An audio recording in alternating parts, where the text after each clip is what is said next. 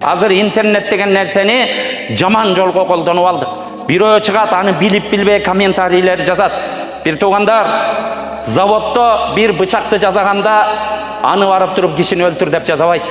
Барып кишини сайгыла деп жазабайт. Аны менен алма туурап жегиниң, нан кесип жегиниң, етти кесип жегиниң деп чыгарат ал завод. Етти жеп, кесип жесең андан бактылуулук табасың. Алма кесип жесең бактылуулук табасың, жашоо табасың. Ошо менен барып туруп кишини сайбыйчы эмне болосуң? Түрмөдө чирейсиң бир тугандар.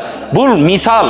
Ошо сыяктуу бир тугандар интернет дагы ошондой болду. Келгиле, буну дагы жанагындай комментарий жазган учурларда коомдогу ынтымакты айтып атам. Бир киши чыкканда оозго албаган, ошо кыйын болуп, баатыр болуп, интернеттин артында, телефондун артында жашынып алып, бир 100 граммдык телефондун артында жашынып алып, ошол жерде кылыктарды кылып, жалгандарды жазып аткандарды Кудайым өзү жазалап алсын, урматтуу бир тугандар. Көрдүңүздөр, ошо нерселерди кылбайлы. Жана бычак сыяктуу бирөө жөнүндө жалган маалымат, жалган жала, жөн эле угуп ушундай болуптур дегенди билбей туруп ушуну жазып, ошо жерде шермендесин чыгарам деп, же душмандык кылам деп атканды ойлоп көрөлү.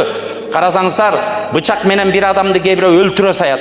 Кээ бирөө бир жерге жаза, бычак менен сайган өлүп калбаса дагы адамды сыздатат го.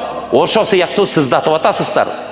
Ким жазып, ошентип бир адамдын намысына тийишип, жалган нерселерди жазып, коомду бузуп, жалган эмелер менен отуруп алып өмүрүн өткөрүп аткан Кудай сактасын, өзүнүн денесин тозокко даярдагандык болот. Бир тугандар, коомдогу ынтымакты кетирбейли, үй бүлөдөгү ынтымакты кетирбейли. Алладан корколу, Алланын жазасы келип калбасын.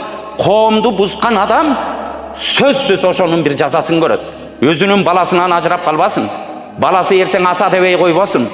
Ошентип өмүр бою коомду монтип жүргөн, эртең карыган кезинде балаң колуңдан сүйрөп карылар үйүнө алып барып койбосун бир туган. Кой, адам менен ойнобойлу. Данышмандардын, араб данышмандардын ушундай бир улуу сөзү бар. Ал-жазау мин джинсил амал. Бир иштин жазасы, бир иштин сыйлыгы дагы, жазасы дагы ошо кандай иш жасасаң ошондойдон болот дейт, көрдүңүздөр. Адамдарды бузсаң, сени дагы бузат. Адамдарды бөлсөң, сени да жакындарыңан бирөө бөлөт дейт. Бул жазаны ошентип аласың. Бирөөнүн үй бүлөсүн буздуңбу, сеникин да бирөө бузат бир тугандар.